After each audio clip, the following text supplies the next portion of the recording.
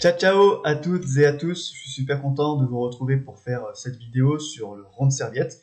Donc c'est ce que vous voyez en image ici avec ce panda. J'ai réalisé ce modèle sur un tissu liège. Donc vous le voyez également dans ma main sur la serviette, il fait 5 cm par 5 cm. Alors pour réaliser ce produit, vous allez avoir besoin de différents éléments. Donc déjà évidemment le fichier broderie TH numérisé. Et je vous explique tout de suite après comment aller le récupérer, puisqu'il est offert avec cette vidéo. Vous allez utiliser soit du liège comme moi, ou une autre matière qui se tient. Vous aurez également besoin d'un lien pour entourer votre rond de serviette. Donc vous pouvez imaginer différentes choses pareilles d'ici la fin de la vidéo. Je vous montrerai deux modèles différents, mais il y en a plusieurs autres. Alors le fil d'aiguille, je suis parti sur du vert, du blanc, du noir. Donc 3 couleurs, mais vous pourriez très bien en choisir d'autres. Et pour le fil de canette, soit vous allez rester sur du fil de canette blanc du début à la fin de votre broderie, mais pour faire encore mieux, si vous le souhaitez, prendre un peu plus de temps et faire plus de détails pour que ce résultat final soit vraiment au mieux du possible, eh bien vous pouvez utiliser le même fil de canette que celui de votre fil d'aiguille. Pareil, je vais vous montrer ensuite.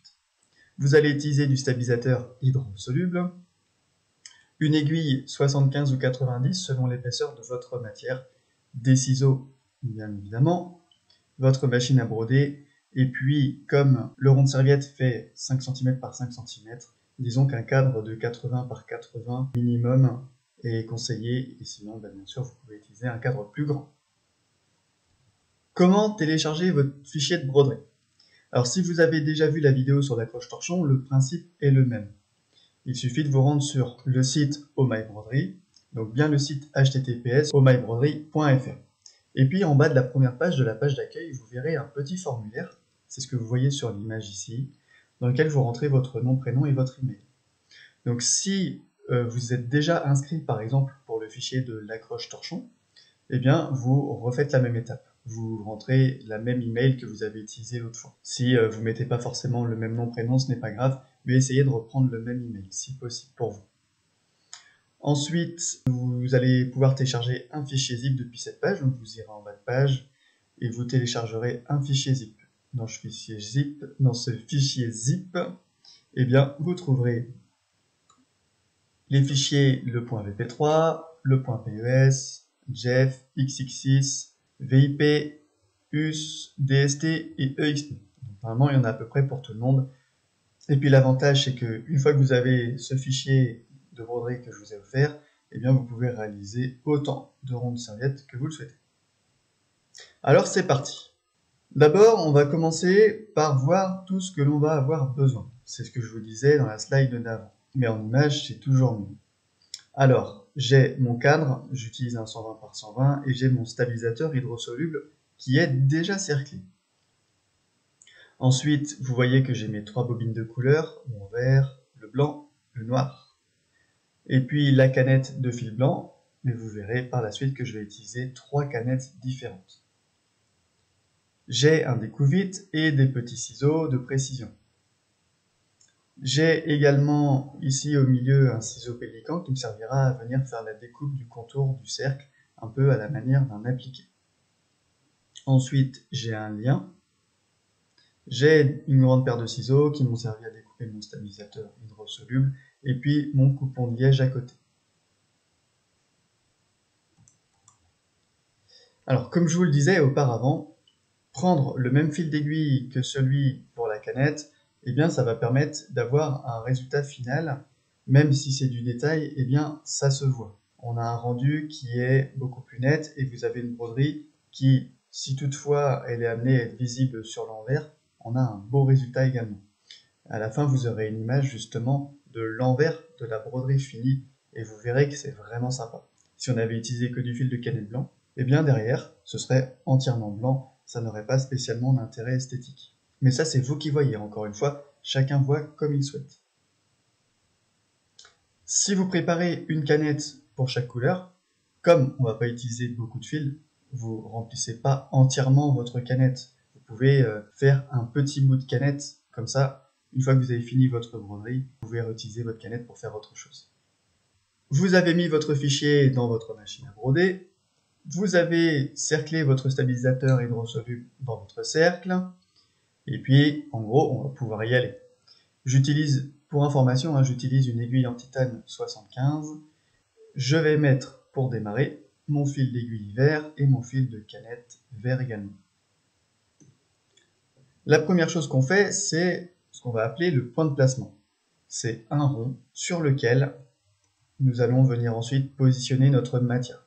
Donc je positionne du liège, vous pouvez très bien imaginer d'autres matières. Ensuite, ce liège, la machine va réaliser un point de maintien par-dessus. Ça veut dire que votre liège est fixé avec votre stabilisateur, il ne bouge plus. Et autour de ce liège, on va faire de la découpe. Donc on va garder le liège uniquement à l'intérieur du cercle.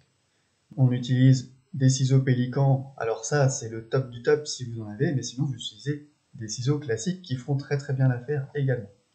Vous venez bien découper le contour pour obtenir, comme sur l'image de droite, uniquement le rond. Et suite à ça, la machine va réaliser le bourdon autour de ce rond. Voici ce que ça donne le bourdon vert autour. Sur cette image, je vous ai également montré la bobine de fil blanc et la canette de fil blanc, puisque c'est ce que vous allez mettre maintenant dans votre machine.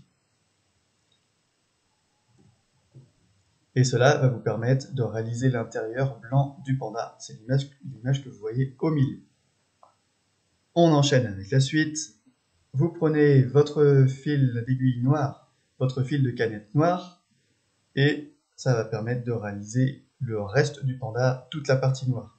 Les oreilles, les yeux et les pattes. Bien sûr, le petit nez et la bouche. Maintenant, vous allez pouvoir repartir sur le blanc, le fil blanc, pour réaliser les yeux. Et voici les yeux réalisés. On continue, maintenant on va utiliser le fil vert et le fil de canette vert pour réaliser les deux boutonnières, qui sont l'étape finale du fichier broderie. Donc vous changez bien votre fil d'aiguille et votre fil de canette. Voici le résultat final. Donc là maintenant, j'ai décerclé puisque la partie broderie est terminée. Et puis on va découper le contour de ce rond. Voici justement, comme je vous le disais auparavant, à la fois sur le verso et à la fois sur le recto. Donc sur le verso, on voit bien que le résultat est quand même assez sympathique également. Sinon, sans utiliser les fils de canette de la même couleur que les fils d'aiguille, ce serait entièrement blanc derrière. D'ailleurs, voici, si vous le voyez sur mon image, voici le résultat derrière si j'utilise uniquement du fil de canette blanc. Vous voyez que le résultat est vraiment très très différent. Et puis sur le dessus, ça permet d'avoir un résultat très très net. Il n'y a pas de risque que le fil de canette blanc ressort légèrement sur le dessus. Le résultat est donc absolument net. Il nous reste une chose à faire désormais, c'est d'ouvrir les deux boutonnières. Idéalement, si vous avez un découvite sous la main, c'est très très bien. Et attention d'y aller délicatement aussi, puisque si vous rentrez votre découvite à l'intérieur de la boutonnière et que vous poussez trop, bien, vous pourriez être amené à déchirer, à continuer et à déchirer au-delà de la boutonnière. Vous pouvez également utiliser des ciseaux ou quelque chose de coupant que vous aviez sous la main. Pour le stabilisateur hydrosoluble, j'ai légèrement mouillé les bords, j'ai mis de l'eau sur mon doigt et puis j'ai mouillé les bords légèrement, histoire de faire fondre le stabilisateur hydrosoluble sur les côtés. Je ne me suis pas embêté à le mettre entièrement dans l'eau, mais bien sûr vous pouvez le faire également si vous le souhaitez. Maintenant, c'est quasiment terminé puisque la dernière étape, c'est d'ajouter un lien, de le passer dans les deux boutonnières et puis de venir agrémenter votre serviette, vos serviettes pour vos futurs repas. Là, j'ai fait un exemple avec un lien et des accroches, mais vous pourriez très bien imaginer, comme vous l'aviez vu sur l'image auparavant, par exemple un simple ruban uni ou tout autre lien qui fait le job. Avec une accroche, ça se clipse, mais sinon vous pouvez faire un nœud, un petit nœud à l'arrière qui vient tenir la serviette. Comme je vous disais avant, voici les liens passés dans les boutonnières et à droite avec un ruban blanc. Donc derrière, j'ai tout simplement fait un nœud qui va tenir la serviette. Alors j'espère que vous êtes contents. N'hésitez pas à re-regarder la vidéo avant de réaliser votre fichier si vous le souhaitez. De toute façon, vous serez guidé par les commandes de la machine, les commandes stop et changement de couleur. Et puis, n'hésitez pas à me dire si ça vous a plu, n'hésitez pas à me faire vos retours. Sur ce, je vous dis à très bientôt. Ciao, ciao!